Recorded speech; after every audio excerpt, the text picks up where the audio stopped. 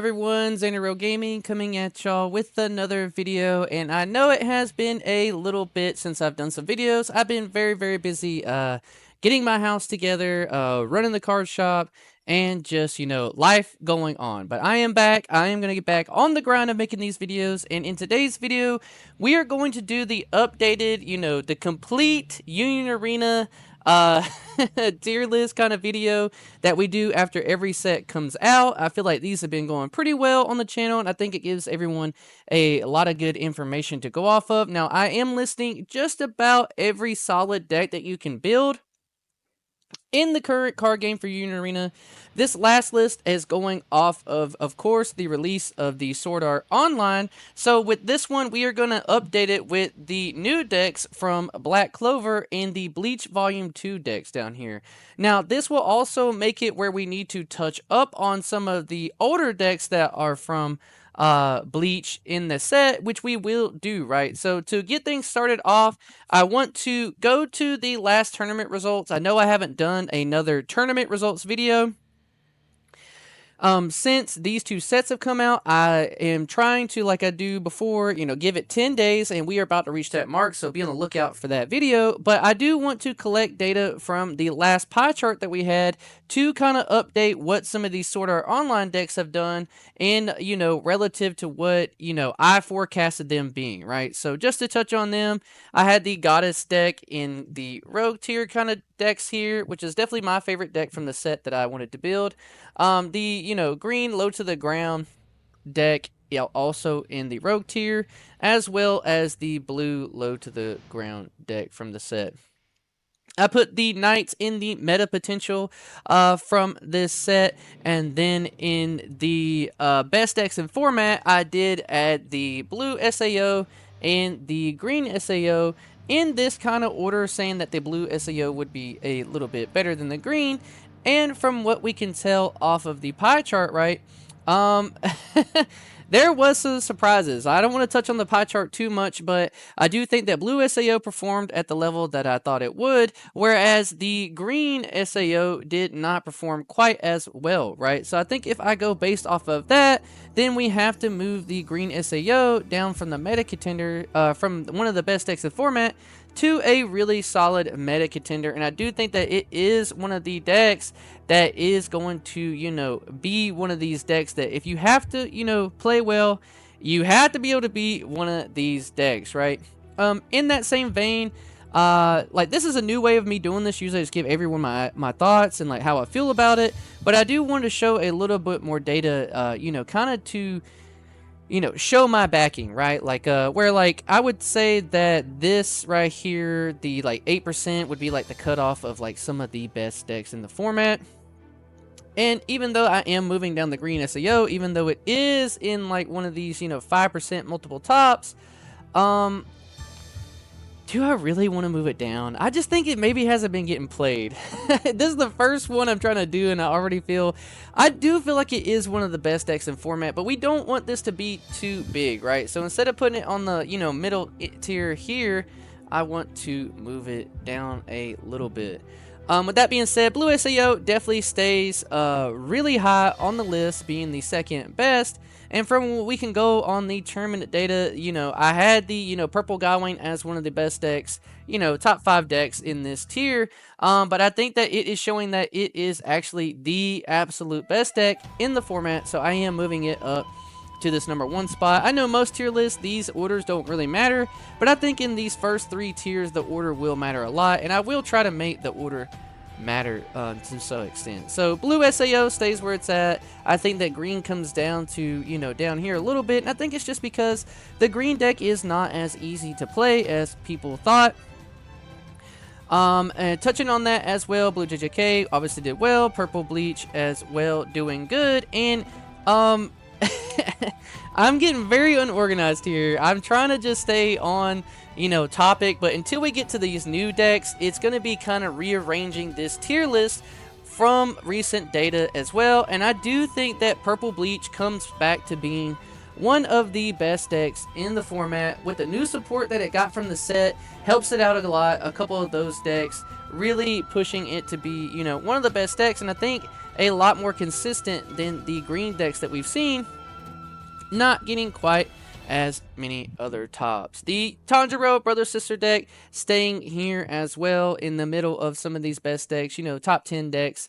But one of the, you know, disappointments is going to be all the green decks, and I think that this is just showing that we are in a meta where people are just going so fast, and I think that some of these green decks are having a hard time keeping up the pace against, you know, all this aggro stuff.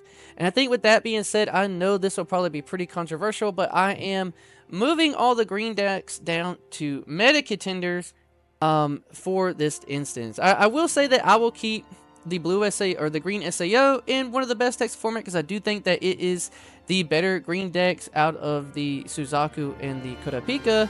But I am moving the, you know, green Saitama and the green SAO as, you know, the bottom of the tier, because I don't want the best decks in format to really go over, you know, this 12 slot spot. So going back through it, that is, I think, a good arrangement of these recent decks, because we did see the brother sister deck do really well as well, so it stays in that kind of top tier of decks. And then obviously this is really just one deck, but it's just determining which way you like to build blue JJK. So take this as one particular deck and not two different decks. And I think that this solidifies all these decks in this tier from the last go round that we had before. Zoom this in one more, maybe. Perfect. That's a little bit better for everyone to see. Let's see if I can get it a little perfect right there. So I think that that does, you know, even those out. So touching on the SAO decks and how they did, I think that, you know, the yellow goddess deck and the yellow SAO knights deck definitely did really perform pretty well. I think I was pretty, you know, close with the, you know, potential, meta potential of the knights deck, but these decks are looking to be, you know, meta contender decks, and I really want to put them in this tier. Take the, you know, knights deck, bump it up to the meta contender deck. I will have to bump down Garo because the Garo showings have been not as consistent. A lot of the, you know, red One Punch Man, people have really just been switching straight to the Speedo Sound Sonic, and the Garo has been lacking in potential a little bit, and I'm honestly going to put it behind the Hashiras and the Gojo in relevance to, like, how many tops have been happening, because we see we had 2 Hashira tops and we did have a Gojo top. And with that being said, I think it means we move the Garo down just a little bit. Touching on the goddess deck, right? Like, this deck is a meta contender, apparently, right? Like, it's been doing so well. It's such an aggressive deck, and I was really, you know, high on this deck and how much I loved it being my favorite deck from the set. But maybe I was, you know, not giving it enough credit. I thought taking your life would be, you know, too much of a detriment to the deck, to where you wouldn't be able to do it. But this deck really plays into the sense of being kind of like an aggro deck. You're kind of pushing bodies, you're not really getting multiple attacks out, but it is so consistent, taking life to your hand to be able to give you value to play back on the board. We did not see these sisters in any of these tops from the previous pie chart, and I do think that this is going to be something that will show up from the next pie chart. Like I said, when we did this one, the SAO did just come out, but we did give it a week to play. So this is no data taking any of the, you know, new decks out, because this is a prediction, right? Like, before I get into doing all of the tournament results, I want to give you guys what I think will happen and not have it biased, and then later we can come back and do the competitive tier list. Those are 2 separate deck lists, right? Like, this is the comprehensive, complete Union Arena kind of deck list tier list rating, and then I also do the competitive one, which will be a separate video that I'll do after the tournaments are done. But I do think that both of the yellow SAO decks are really strong. I do think that the, you know, the green and the blue one are decks that we thought would be kind of where they are, like rogue solid decks. Maybe the blue one being a little bit less lacking into what it can do, but they both stay around that tier. The blue bringing up the rear and the green being, you know, kind of in the middle. that touches up on all the SAO decks. I think they're sitting where we got them at pretty good. But now I think that we need to go in and touch up on any decks that have had, you know, boosting from the set, right? And lack of performance. So with that being said, I would put the Esper Sisters, as much as I love this deck, at the bottom of the meta contender. Still a meta contender, definitely one of the top decks in the game. But I think the lack of showings recently for the deck, it is very pilot oriented. It is, you know, having to see certain cards, but I do think the power of it there is high enough for it to still be a meta contender deck because it is just so explosive, some of the plays that you can do. And I do think that there is another deck in, you know, the Black Clover set that does what this deck does, but a little bit better.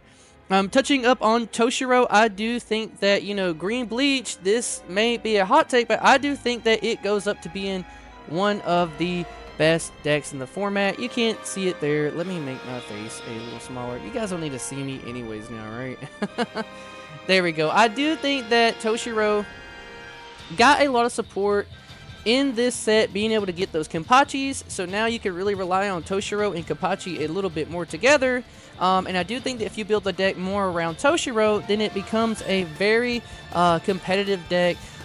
It does really well into a lot of the aggro decks, being able to tap them down. And if I really was going to take a hot take, I would put it, you know, above the, you know, One Punch Man decks, being able to tap them down. And to be completely honest, I am very high on Toshi, and I'll put it in the middle of, like, one of the best decks of format. I really believe in Toshi and the Green Bleach stuff, and I think that the Kenpachis, new Kenpachis, give it the support that it needs to kind of really be a solid, full-round deck. Now you just run Kenpachis with it. You don't have to worry about all those other cards, and now you have a consistent way to raid down on the board, tap people's stuff down, and then the Kenpachis come out to help you finish the game and keep your opponent from clearing your board because the Kenpachis can't be touched by a lot of the great kill spells that we have in the game. Since we are on this point, I do want to bring up Kenpachi, and I do think the Kenpachi is going to be a really solid rogue tier deck, being like a Kenpachi toolbox deck. I'll put it right around the same vein as where I got Megumi, kind of the top of the solid rogue tier deck.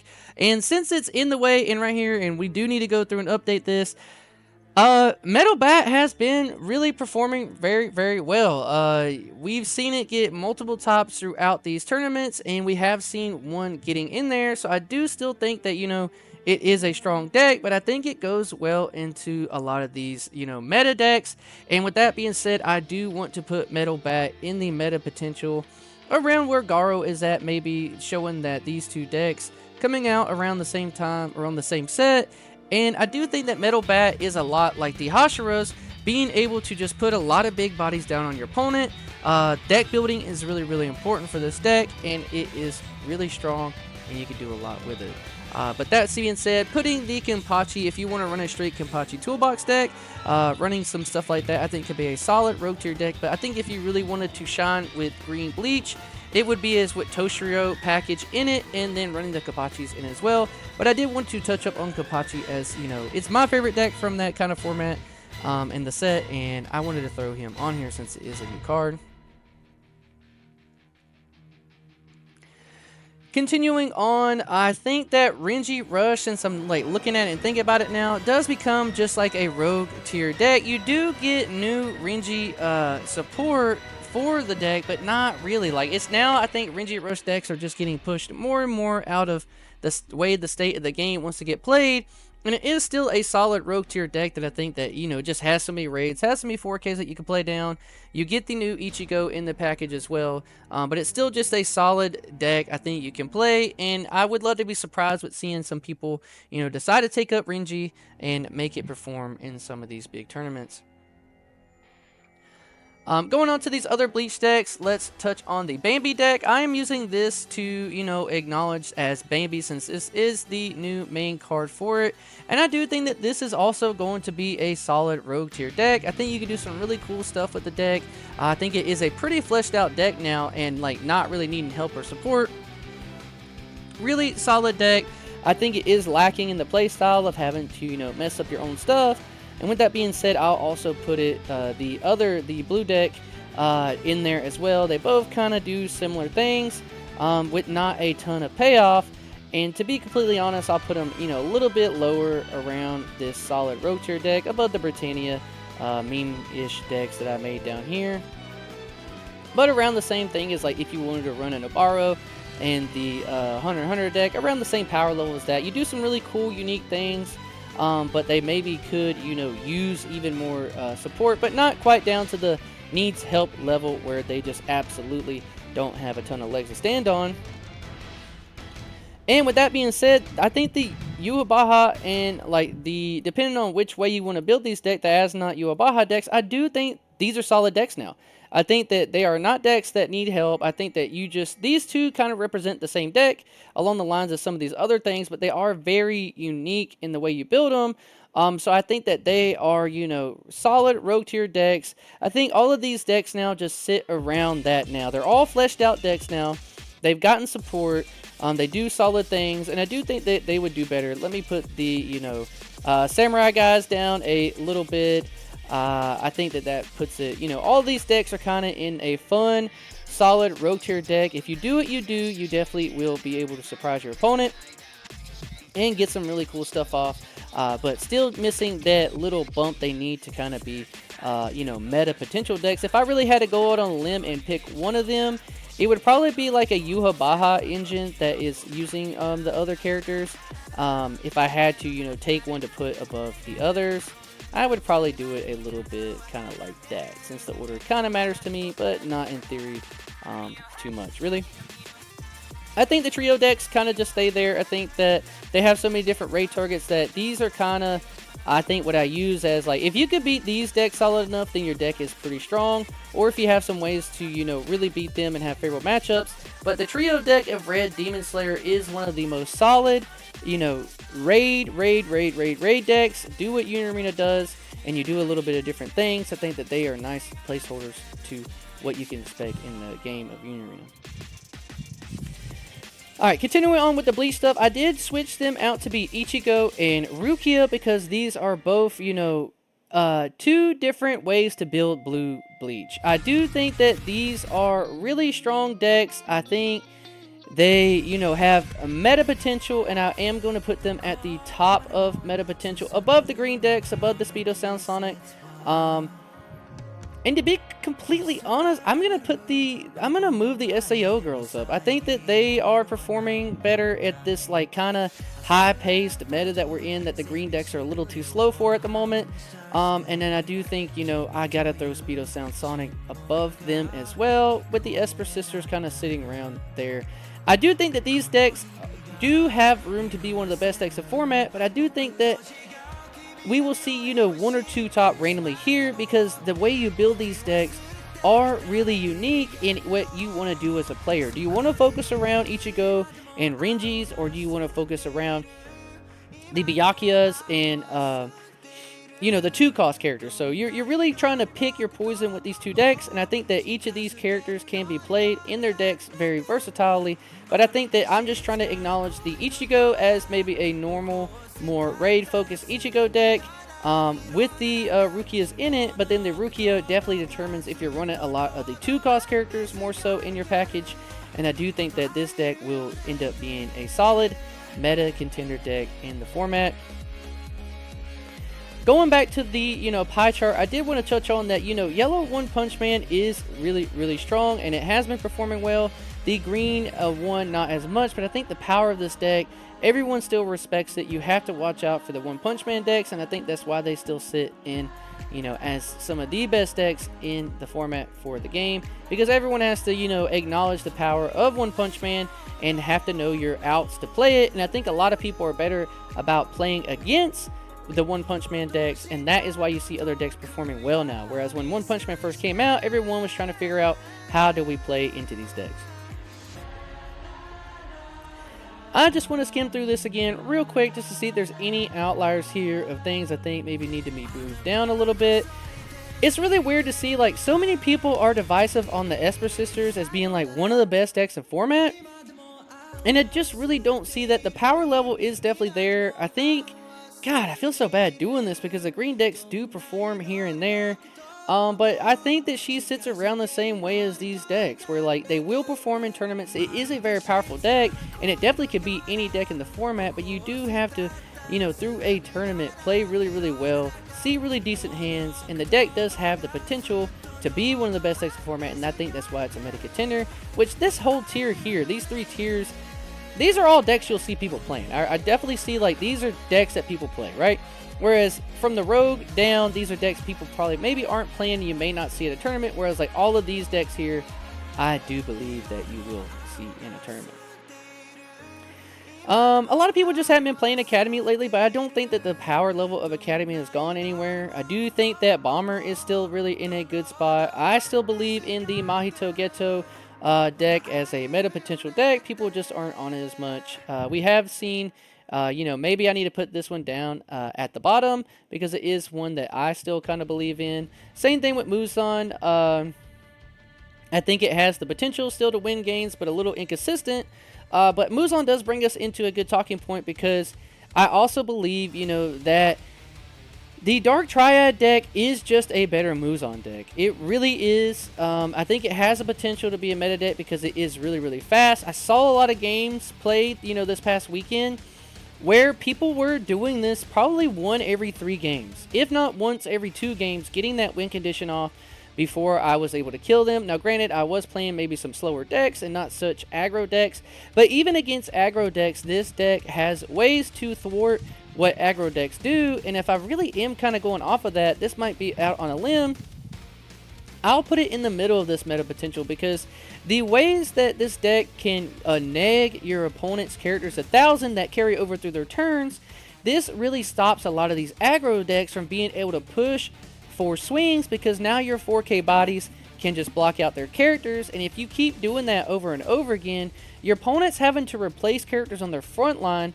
and put them in removal to be able to really get value on their turns, and that really sets you up for not a lot of good value full power plays because you're having to waste your cards as the person playing against this deck because you really want to be able to get those swings in, and if you play too passive waiting for those characters to get that 1,000 BP back, I think you're doing it the wrong way because they're just going to keep putting that negative 1,000 BP on them. But from the Black Clover deck, I think that this is probably a deck maybe a lot of people are sleeping on, but I am a firm believer in a couple pilots that my locals have definitely helped put me on that this deck is one to watch out for with some decent meta potential. With that being said, going to the purple, the other purple deck, which is the purple Asta deck. I do think that this is, you know,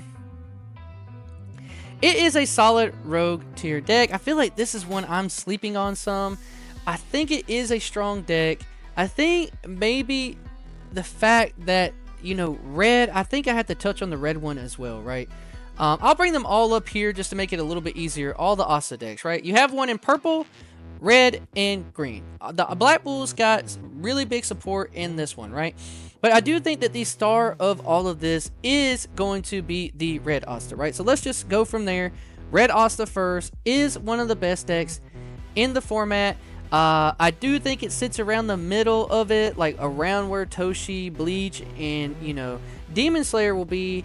And I think if I had to do it, I'd put it, you know, I'd put it right there, like right above Bleach. And, you know, this list is getting a little longer than I probably want it to be. But like I said, take this Nanami and Ichigo to be one deck, right? So 2, 4, 6, 8, 10. That would still be 10 of the best decks, minus that one. Don't let that confuse you. This is one deck I just try to distribute between, you know, letting people know that these are, you know, 2 different decks, but the same in one as well. The red, the red Black Clover deck is so powerful. I know a lot of people are kind of talking down on the fact, like, well, why is that Asta so powerful? Playing a card that blows up a 4K is actually, yes, just that good. I mean, having another set of kill spells on a body that you don't have to pay 2 action points for. Think about that. Most other cards that do this, like in the Hashira deck, theirs cost 2. Kenpachi costs you 2. A lot of these cards that come down that pop a body usually cost you 2 action points, right? But you're getting to raid on top of your Asta. Now it does require 5 energy, but you get to raid on top of your Asta and pop a body. That gives you so much potential in the game because you're only using 1 action point. You get to take off one of their characters, and that alone, that card alone, regardless of what the deck does, makes this deck such a powerhouse. And it has support with another raid Asta and really good support characters in red with the 2 action point card that helps you get the resources to fuel him. Just really, really strong. This deck is really, really strong. Don't be surprised to see this, you know, topping some tournaments and, you know, maybe destroying the locals, the people who are able to get their hands on the 5-drop, right? Because it is going to be the most expensive card from the set, but we have seen it drop, I think last time I checked, being around 15 bucks. And I would have to imagine that it is even a little less than that. Really strong deck. I do think that, you know, some of these other decks have a higher power ceiling, you know, with the, you know, brother, sister, SAO, all these other decks being just as consistent, if not more consistent, and able to get in more swings, where this deck just clears your body, and if you don't answer it, you are in a world of trouble. Alright, touching on the purple, you know, Black Bulls and the green Black Bulls deck, I do think that the purple kind of just sits in this. I really want to put both of them in the meta potential decks. They have solid raid targets. I think that, you know, the purple one is just a little too fair. It feels a lot like the Toto deck, which I do love a lot, and it maybe has a little bit more legs to stand on than that. I think it sits around that same thing. You kind of play characters out, but they made this deck a little too fair. The Asa Raid does feel really good, and the Yami does feel really good to play down too, but it is just a solid, and I say this like not as a negative thing, it's a solid Union Arena deck. You will have a lot of fun doing this deck. If you high roll and pop off and flood the board on your opponent, you can steal some gains, but I think it's a little too inconsistent, and it felt a little clunky when I was playing it. But to touch on the green, you know, deck, I do think that this one is less consistent, but the power ceiling of this deck leads it to be a solid meta potential deck. You know, being on the verge of being like a meta contender. This deck is really, really strong. I do think that, you know, the raid targets feel good. The Asta feels good. The Yuno feels really good. I think the main thing about this deck that would keep it probably from being a meta contender is that it is a little inconsistent in what it does. But when this deck pops off, you really just, like, you're going to flood the board with 0 and 1 drop characters and stay at 3 energy and rush your opponent down. And if your opponent does not respect that, they will lose the game from this character just being able to, you know, now the swings aren't crazy. Sometimes you're stuck on 35 bodies and maybe a 4K, but if your opponent does not play the body game with you, you will just get swings and swings and swings through. Now, they may not be the best or biggest swings, but you are going to keep swinging in, and being able to run a deck at 3 energy and only go up to 4, you really only ever go up to 4 when you need to play your Yuno, and once you do that, you're still back down to 3. I think a deck that can function at 3 leads it to be, you know, a really powerful deck, but this is a feast or famine deck. I think the power level of the deck makes it where it can beat any deck in the game, but it is really, really inconsistent. And I think to be able to say it, I really want to put this as a meta contender and be completely honest with y'all. Like, because the power, like, when it does the thing it does, it can be any deck. I do think it happens too inconsistent, but I think with power like that does come, you know, great power comes great responsibility, right? I think you will see one of these top in tournaments here and there. With that being said, I think that the deck does what it does so well that I will put it as a contender. I am going to put it on the bottom of contender, but I think that good pilots with this deck who can get a good deck build and are really good about managing that 3 cost in their life, you will see yourself losing to this deck more often than you probably thought, and it is a little inconsistent, but I think with the chance of how it can, you know, be consistent in a high roll, I think it has to be a meta contender because it can beat any deck once it does that. Funny enough, though, it does have a hard time in the green decks. Like, 5k bodies, this deck cannot do anything about. You have a big hard time, like, trying to get over 5k bodies, and that will probably be one of the biggest things. But I think against some of these aggro decks, it does really well because they don't really push a lot of big bodies on the board. They just, you know, try to match you, and you do it maybe a little bit faster, staying at 3 energy. I'm just putting these here so I don't have to scroll down so far. That's not where they're going to be. Don't flame me. I think that, you know, the 3 Ladies in Red deck is a meta contender. It definitely is a meta contending deck. It's really, really strong. I think it's weird that it's a red deck because it kind of feels like a green ramp deck. It feels along the same lines of a green ramp deck. It's a mix between green ramp and what the Esper Sisters does, and the payoff is really, really good. I love this deck. It's my, you know, her and Mario Leona, my 2 favorite from it. This deck is crazy consistent, and it can do some wild plays.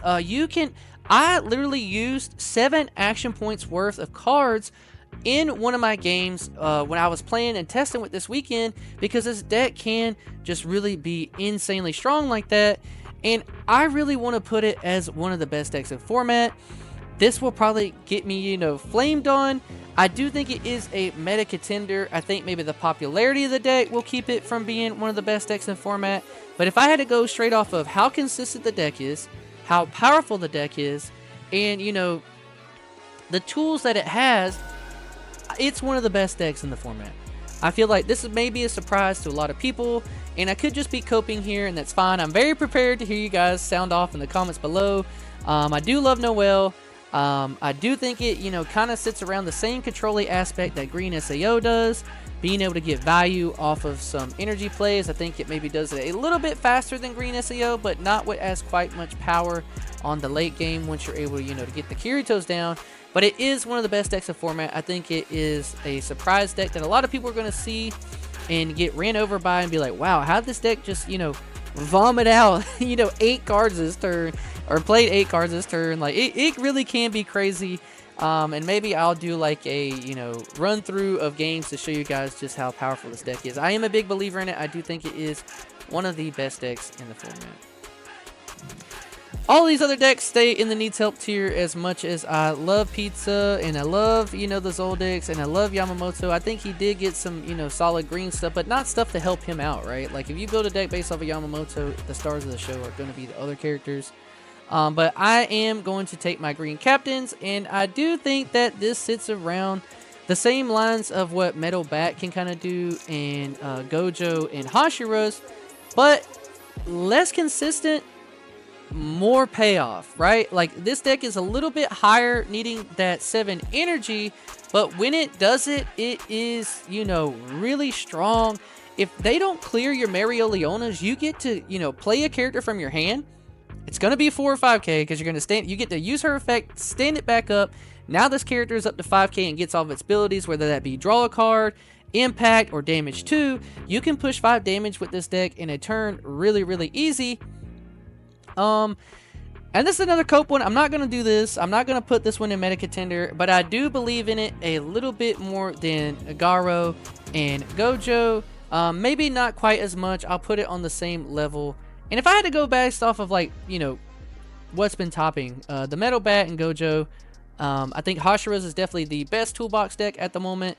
And I think that the captains do some similar things that Hashira's do, but not as low to the ground. And since we are in such an aggressive meta, I think that it's going to have a harder time getting to what it does. But this deck, I am a firm believer, is really, really strong. And it doesn't have... you know, Suzaku come down and kills a body, right? Just to give everyone a little... I know this video is getting long, but you guys are prepared for me to always talk like I always do. Sorry, not sorry, but Suzaku comes out and kills a body, right? Which is a lot more impactful when it gets played, and it costs 8. But after that point, you know, it does have the damage 2, impact 1, as similar to the Mario Leona. But where Mario Leona shines that Suzaku doesn't, is that Mario Leona helps support all the other characters in your deck to get value every turn. Essentially, when you have Mario Leona on your board, if your opponent doesn't answer it, you immediately get to play essentially a rated character each time, because you're going to drop a 4 drop down, Use Marioleona's effect to stand it back up, give it 1000 BP, and each of those different characters you run get certain things, like I said, damage 2, impact 1, draw a card, all these different things, and it becomes a value game. Like, a lot of times when you play Marioleona, you're probably going to be at 3 life by the time you get going, and if they can't answer the Marioleona and they use their kill spells on all this other stuff, then you can really find yourself getting value coming back in the game with Marioleona. It's a different playstyle between, you know, Suzaku and her, whereas Kurapika is definitely a little bit better at controlling your opponent's board. Being able to get that snipe off and do all that, I think, is very, very powerful. Now, I do think that, you know, Kurapika doesn't have as strong as legs to stand on as the Suzaku does, having more raid targets, but I am hopeful that, you know, other players, including myself, take the captains and make them a meta contender deck, because I do think that there is, you know, there is a way for it to be a meta contender, but at the moment I would be, you know, not giving you guys the right information and my honest opinions if I was to put it in a meta contender. But it is on the cusp of that, right? Like, I'm putting it right here at the meta potential with the Hashiras, with the Gojo and the Metal Bat, being just on the outside looking in of those meta contender decks. But don't be surprised if you see one top here and there, because I am going to be playing it in a lot of tournaments. This one and Noel, I'm going to be trying really hard to get these decks on the map. But that's it. I know that was a long spiel. This is what I think the new updated, you know, complete tier list maker for the tier list. I'm pretty happy with this. Like I said, I'll try to get, you know, done by this weekend the full kind of tournament results that we can see from this past weekend. And to be honest, I really want to wait until this following weekend as well, just so we can kind of see where everything is, because we did have our release event, you know, 2 weekends ago, and this one was kind of like the actual release. So I will probably try to update the tournament thing and then come back and do the competitive tier list. But let me know what y'all think in the comments below. You know, am I putting, you know, the Triad too high with too much potential? Do I believe in, you know, Noel too much? Is Toshiro, you know, really just, you know, the same Toshiro he was before? I don't think so. I think he's pretty good. But I want to know what you guys think about this tier list. What do you think about where I put your deck at? I want to hear it in the comments below. Like I said, I'm sorry I haven't been putting out as many videos recently, but I'm going to get back on the grind. I appreciate all of y'all hanging out with me today. Don't forget to leave the video a like, subscribe to the channel. I appreciate it. Peace.